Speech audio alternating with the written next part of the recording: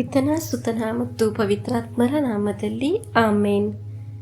ಯೇಸುವಿನಲ್ಲಿ ಅನುಗ್ರಹಿತರಾದ ಪ್ರಿಯರೇ, ತುಂಬ ನಿರೀಕ್ಷೆಯಿಂದ ಪ್ರಾರ್ಥನೆಯಿಂದ ನಮಗೆ ಈ ದಿನವನ್ನು ಪ್ರಾರಂಭಿಸೋಣ. ತುಂಬ ದೇವರ ಅನುಗ್ರಹ ನಿಮಗೆ ಇರಲಿ ಎಂದು ಪ್ರಾರ್ಥಿಸುತ್ತೇನೆ.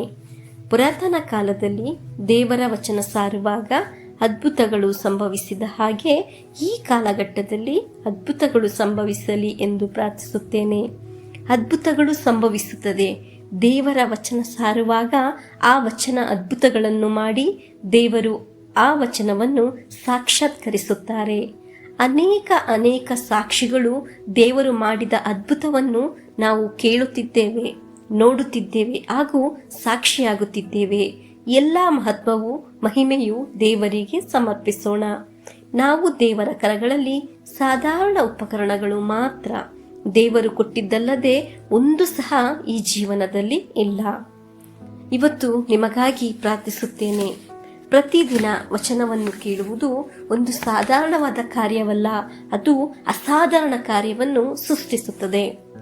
ಇಂದು ಆಲಿಸುವ ವಚನ ಯೋಬನು ಬರೆದ ಗ್ರಂಥ 1ನೇ ಅಧ್ಯಾಯ 5 ಮತ್ತು 10ನೇ ವಾಕ್ಯ ಇಂತಿದೆ, ಆಲಿಸೋಣ.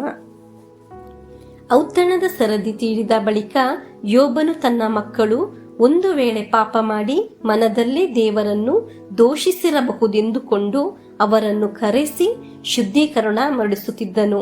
ಬೆಳಗ್ಗೆ ಎದ್ದು ಅವರೊಬ್ಬೊಬ್ಬರಿಗಾಗಿ ದಹನ ಬಲಿಗಳನ್ನು ಅರ್ಪಿಸುತ್ತಿದ್ದನು. ಇದು ಯೋಬನ ದೈನಂದಿನ ವಾಡಿಕೆಯಾಗಿತ್ತು. ಪ್ರಿಯರೇ, ನಾವು ಯೋಚಿಸುತ್ತಿದ್ದೇವೆ ನಾವು ಮಾತ್ರ ಬೆಳಗ್ಗೆ ಎದ್ದು ಪ್ರಾರ್ಥಿಸುತ್ತೇವೆ ಎಂದು.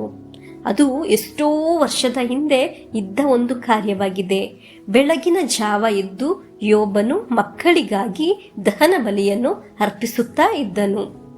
ನೀವು ತಂದೆ ತಾಯಿ ಶುಶ್ರೂಷಕರು ಎಂಬ ಕಾರಣದಿಂದ ನಿಮ್ಮ ಮಕ್ಕಳಿಗೆ ನಿಮ್ಮ ಕುಟುಂಬಕ್ಕಾಗಿ ಈ ವಚನವನ್ನು ಸ್ವೀಕರಿಸಿ ಪ್ರಾರ್ಥಿಸಬೇಕು. ಹಾಗೆ ಪ್ರಾರ್ಥಿಸಿದ ಯೋಬನಿಗೆ ಸಿಕ್ಕ ಒಂದು ಅನುಗ್ರಹ ಈ ಪವಿತ್ರ ಗ್ರಂಥದಲ್ಲಿ ಲಿಖಿತವಾಗಿದೆ. ವಾಕ್ಯವನ್ನು ಆಲಿಸೋಣ. ಯೋಬನು ಬರೆದ ಗ್ರಂಥ 5ನೇ ಅಧ್ಯಾಯ 10ನೇ ವಾಕ್ಯ ಇಂತಿದೆ. ನೀವು ಆತನಿಗೂ ಆತನ ಎಲ್ಲ ಆಸ್ತಿಪಾಸ್ತಿಗೂ ಬೇಲಿ ಹಾಕಿ ಭದ್ರಪಡಿಸಿದ್ದಿರಲ್ಲವೇ? ಆತನು ಕೈ ಹಾಕಿದ ಕೆಲಸವನ್ನು ಸಫಲವಾಗುವಂತೆ ಮಾಡಿದ್ದಿರಲ್ಲವೇ ಎಂದೇ ಆತನ ಸಿರಿ ಸಂಪತ್ತು ಈ ನಾಡಿನಲ್ಲಿ ಬೆಳೆಯುತ್ತಾ ಬಂದಿದೆ. ವಚನ ಕೇಳುವಾಗ ನೀವು ಎಲ್ಲರೂ ಒಂದೊಂದು ಕೆಲಸ ಕಾರ್ಯಗಳನ್ನು ಮಾಡುವವರಾಗಿದ್ದೀರಿ. ಅವರವರಿಗೆ ಅವರದೇ ಆದ ಕೆಲಸಗಳು ಇದೆ. ಆ ಎಲ್ಲ ಕಾರ್ಯಗಳನ್ನು ದೇವರು ಅನುಗ್ರಹಿಸಲಿ. ನಿಮ್ಮ ಎಲ್ಲ ಕೆಲಸದ ಮೇಲೆ ದೇವರ ಅನುಗ್ರಹ ಇರುವ ಒಂದು ಬಾಗಿಲು ತೆರೆಯಲಿ. ಈ ವಚನದಲ್ಲಿ ದೇವರು ನಿಮಗೆ ಒಂದು ಬಾಗಿಲು ತೆಗೆಯಲಿ ಎಂದು ಪ್ರಾರ್ಥಿಸುತ್ತೇನೆ. ನಮಗೆ ಪ್ರಾರ್ಥಿಸೋಣ. ಒಂದು ಅಂಧಕಾರ ಶಕ್ತಿಗಳಿಗೂ ಪೈಚಾಚಿಕ ಶಕ್ತಿಗಳಿಗೂ ಮಂತ್ರವಾದ ಮೋಸ, ವಂಚನೆ, ದುರ್ಮರಣ, ಅಕಾಲಿಕ ಮರಣ ಯಾವುದು ನಮ್ಮ ಹತ್ತಿರ ಬರದಂತಿರಲಿ, ನುಸಿಳದಂತಿರಲಿ. ದೇವರು ನಿಮ್ಮ ಕುಟುಂಬವನ್ನು ಸಂಪತ್ತನ್ನು ಆಶೀರ್ವದಿಸಲಿ. ತಲೆಮಾರಲ್ಲಿ ಸುತ್ತು ಬೇಲಿ ಹಾಕಿ ಕಟ್ಟಿ ಸಂರಕ್ಷಿಸಲಿ. ನಿಮ್ಮ ಸಂಪತ್ತನ್ನು ಹೆಚ್ಚಿಸಲಿ. ಈ ಪ್ರಾರ್ಥನೆಯನ್ನು ಆಲಿಸುವಾಗ ನಿಮಗಿರುವ ಎಲ್ಲ ಅನುಗ್ರಹವೂ ದೇವರು ನೀಡಲಿ.